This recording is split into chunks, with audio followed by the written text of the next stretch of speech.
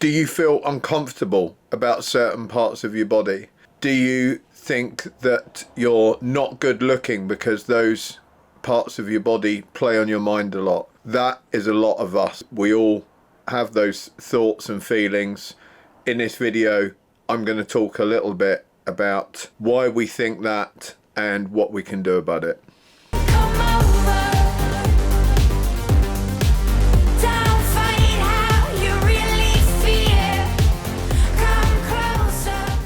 So making all these fitness videos, which I actually never intended to do for this channel, but it's kind of opened me up to a bit of criticism in the comments section. A lot of them I end up deleting because I stated quite a while ago that I didn't want people making unpleasant comments and talking about, you know, negative things, so I just get rid of those and we keep it all positive. Nothing wrong with constructive criticism, you know, if people have got something constructive to say, but if you're just tearing someone down for the way they look or something that they can't really do anything about, then they just get deleted. I don't want that here. But I wanted to address that because a lot of people obviously have to deal with that kind of thing, and it's something that's becoming more and more prevalent, probably due to social media, that, you know, we're all looking at images of each other. We're often bombarded with images of really beautiful bodies and what seems to be perfection. That, you know, that can play on people's minds, and actually that can end up with people getting some, you know, into some really serious problems, having major anxiety about it, and even so far as to cause people to take their own lives in extreme circumstance. So it's an issue, especially with younger people. So, you know, first of all, I'll address, you know, some of the comments that have been made about me. You know, I'm 47 years old. I'm pretty comfortable in my own skin now, and I'm thick-skinned enough. You know, I've been insulted for about 30 years doing security work. I've had pretty much every insult you could imagine leveled at me and members of my family. So I'm pretty thick-skinned when it comes to taking insults. But it bothers me in the fact that the type of people that are insulting me are probably not just insulting me, they're probably going around the internet insulting as many people as they can, you know, find and find comment sections, and they're leaving these remarks all over the place. Not everyone's going to be thick-skinned. And I'm 47. I've been enormously fat in my life, and I've, you know, lived in ways that weren't ideal for parts of my life. You know, I was eating pizza and drinking God knows how much beer. When I was a young child, I was very, very overweight. I was obese, and I was obese for, you know, a large portion of the time growing up. I actually ended up with quite significant fat on my chest. So I used to get teased for having boobs, you know, as a little boy, and also I developed quite a lot of stretch marks around my arms and around my stomach, and especially around my belly button area. And I had a lot of midsection fat, and, you know, I used to be really embarrassed about that when I was a kid. And then eventually I got into gym, fitness, sports and all that, and obviously got into pretty good shape. But some of the side effects I had from being fat, you know, I couldn't get into good shape and eradicate some of the things that had happened to my skin. So I had these stretch marks and loose skin around my arms and around my belly button area, just below my belly button, and sort of on my abdomen. A bit like you might get, you know, a pregnant lady sometimes gets those type of stretch marks. It's the same sort of thing, and this loose skin. I guess I could have an operation for, you know, for that, and get something done about it, but you would still end up with scar tissue. So I'm sure people would have something to say about that as well. I ended up when I used to have these a lot of excess fat on my chest, that actually ended up, you know, that never kind of disappeared. I always had a big chest after that. And even when I got into bodybuilding and stuff, it was kind of good to have a big chest then, but it left me with this kind of noticeable large chest, which when I stopped doing bodybuilding, I got out of shape again. That quickly went back to, you know, being quite sort of saggy. So people had made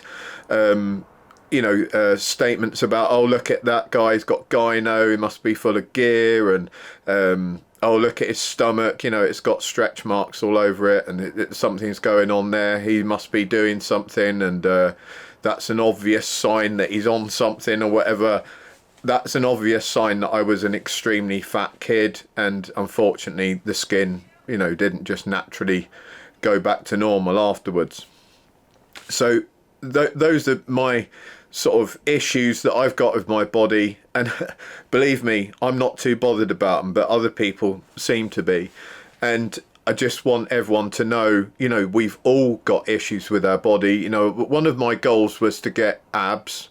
I've done that a couple of times in my life. I've got decent abs at the moment, but just because I got those, it doesn't take away from the fact that I've got other imperfections on my body that I'd rather not have there. You know, I'd rather have everything perfect. But here's a, you know, an eye-opening fact: none of us are perfect. If you see someone that appears to be perfect, an influencer or whatever online, the reason they look like that is because they've got all the lighting correct. You know, they've used various different tips and tricks to make themselves look absolutely perfect. They use makeup, they've used all kinds of effects, they may have filtered the image, they've got a professional photographer who's taken it at a certain angle, he's made them look perfect. But if you took that person away from all that and had them in the cold light of day, you know, there would be parts of their bodies that weren't perfect either. So there is no such thing as a perfect body. That just doesn't exist. So we need to all stop trying to attain that perfect body, stop trying to compare ourselves to these images online, which are absolutely impossible to realistically, you know, we could get like that if we, you know, copied those guys, and we could get like that for a photo, we could get like that from a video from a certain angle, but you can't live like that. You know, you can't live with a perfect body forever, because there is no such thing. We all have issues with our bodies. And, you know, worse still is that people, knowing that, are prepared to go around and make those sort of comments about people's bodies. You know, there's very little I can do about the issues that I have, you know, with excess skin or scar tissue and whatever. The same as, you know, I've got scars on my head, I've got scars on my arms from various different issues I got into when I was doing security work. I can't do much about those, you know, I'm stuck with those. So it seems crazy to me that people sort of seize on an opportunity to just make comments about those things. Arguably, if someone's overweight, that might be something they can do something about, but it isn't really up to other people to be making comments about that in a public forum.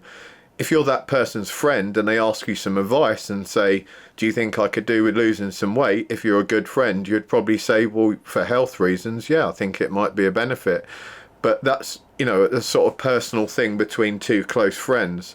That isn't something that you just would post to a stranger online on the internet for no apparent reason.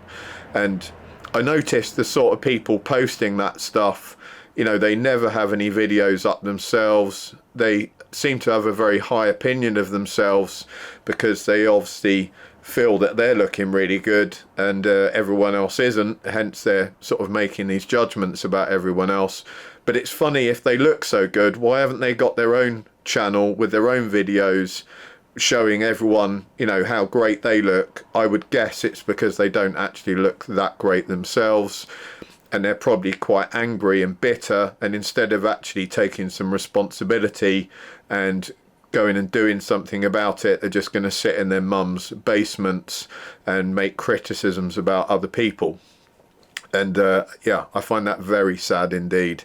So if that's you, and you're the kind of person doing that, have a real good think about it, and maybe take the energy that you're using to critique other people and focus that energy on personal responsibility, on having a look at your own body and working out, is there things that you could do with that energy that would be better for your health and your body, and then go and utilize it that way instead of just utilizing it in a negative fashion and making other people feel bad.